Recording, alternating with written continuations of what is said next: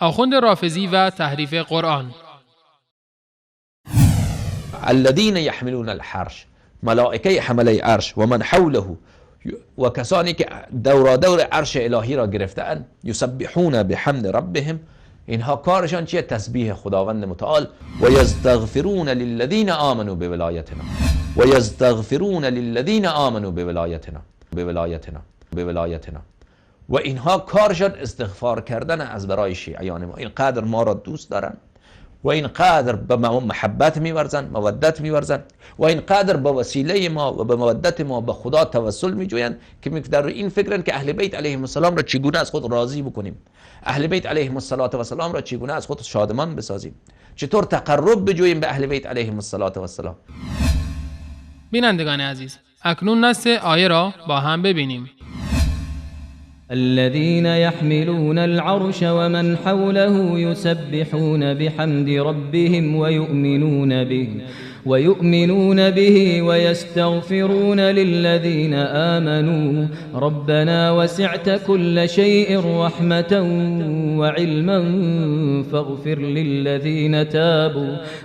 للذين تابوا واتبعوا سبيلك وقهم عذاب الجحيم. فرشتگان حامل عرش و فرشتگانی که پیرامونش هستند پروردگارشان را ضمن حمد و ستایش به پاکی یاد می کنند و برای مؤمنان آمرزش می خواهند و می گویند ای پروردگارمان، همه چیز را به مهر و دانش در بر گرفته ای. پس کسانی را که توبه کرده و از راه تو پیروی نموده اند بیامرز و آنان را از عذاب دوزخ حفظ کن.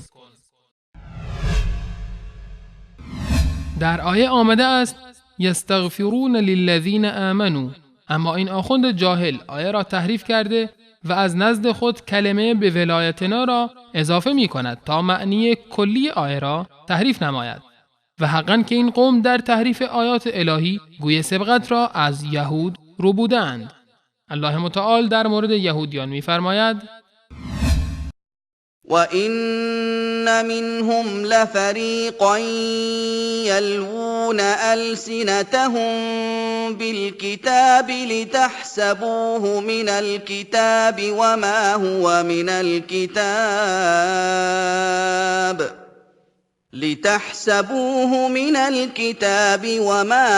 مِنَ الْكِتَابِ وَيَقُولُونَ هُوَ مِنْ عِندِ اللَّهِ وَمَا هُوَ مِنْ عِندِ اللَّهِ وَيَقُولُونَ عَلَى اللَّهِ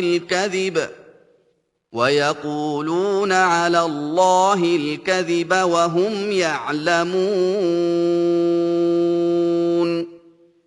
و در میان اهل کتاب کسانی هستند که هنگام خواندن تورات زبانهایشان را می‌گردانند تا شما گمان کنید که آنچه می‌خوانند از کتاب آسمانی است، حال آنکه جزو کتاب نیست و می‌گویند این کتاب از سوی پروردگار است و آگاهانه بر الله دروغ می‌بندند.